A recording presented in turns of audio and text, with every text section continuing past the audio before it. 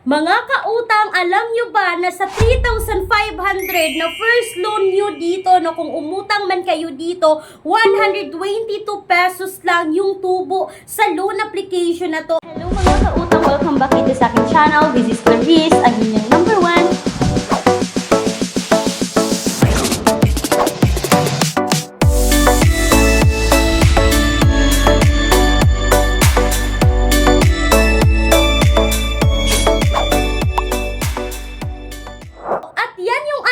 Kung wala nga bang ibang charges sa loan application na to dahil tumatanggap ito ng UMID, passport, TIN, driver's license, SSS ID, postal, voters ID, GSIS ID, PRC, OWA ID, National ID, at PhilHealth ID. At alam ko mga kautang, ito pag-uusapan natin is makikita sa Google Play Store or sa App Store. So, ibig sabihin, kailangan yung i-install, kailangan yung i-download. Pag once nag-install at nag-download tayo, no, kailangan natin ibigay yung permission na ma-access yung phones natin. Pero kung ayaw nyong ma-access yung phones, yung mga kautang, may mga alternatives tayo na ilalagay ko sa description box or sa pinned comment section ng video na ito. Pero hindi ko sinasabihan na utangan yung disclaimer mga kautang, ang video na to is hindi po sponsored, hindi po financial advice. Nasa sa inyong mga kamay pa rin ang desisyon sa pag-utang kung kayo po ba ay uutang dito kay Peso Kwento.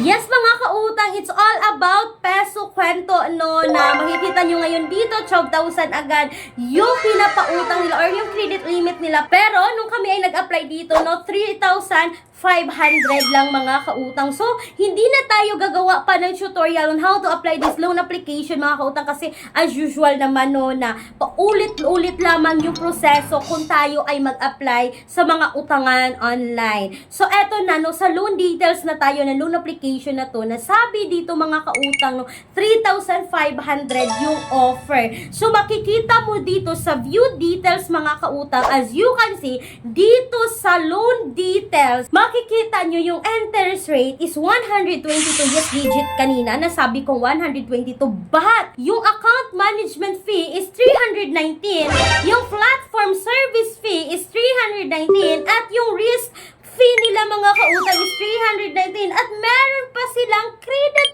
fee na 321 pesos. So mga kautang, magkano na lang yung pwede nyo or possible na ma-receive nyo dito sa 3,500? 122 plus 319 plus 319 plus 319 pa plus 321 is 1,400. LLS natin to sa 3,500. So mga kautang, nasa 2,100 na lang yung pwede nyong makuha dito sa loan application na to, dito kay Peso Kwento. Para sa akin mga kautang, okay yung paggagawa ng platform nila kasi makikita mo yung loan details compared sa other loan application na basta-basta na lang i-disburse yung pera na hindi mo alam kung magkano yung ma-receive kasi walang kompletong loan details. So dito kay Peso Kwento mga kautang, no, makikita mo lahat ng loan details bago nyo ma-confirm yung pag-utang dito. So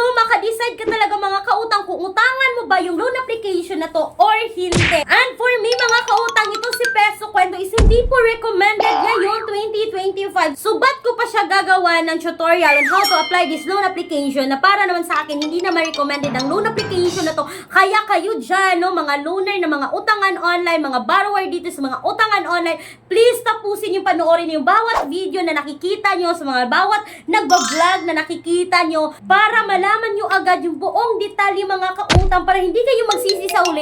At the same time, no, magkakaroon kayo ng right expectations about sa mga loan applications. Kagaya lamang dito kay Peso Kwento, 3,500 nga sa unang hiram, pero ang laki na naman ng mga deductions kaya hindi siya recommended. And speaking po mga kautang sa bank personal loan na palagi kong binabanggit araw-araw dito sa mga videos ko, no, yes, legit po ito na bank personal loan na nag-o-offer ng minimum of 20,000, maximum of 2 million pesos. And yes, mga kautang, meron talaga tayong mga qualifications na dapat sundin ang requirements na kailangan nating ipasa para tayo ay makautang dito. And please take note that all applications submitted is subject for bank approval. Hindi po ako yung magde-decide kung si client po ba ay approve or decline. Si banko pa rin mga kautang. Nag-a-assist lamang po ako kung sinong gustong umutang sa bank personal loan na ito. So sana po ay nakatulong itong quick and honest review ko about kay Peso Kwento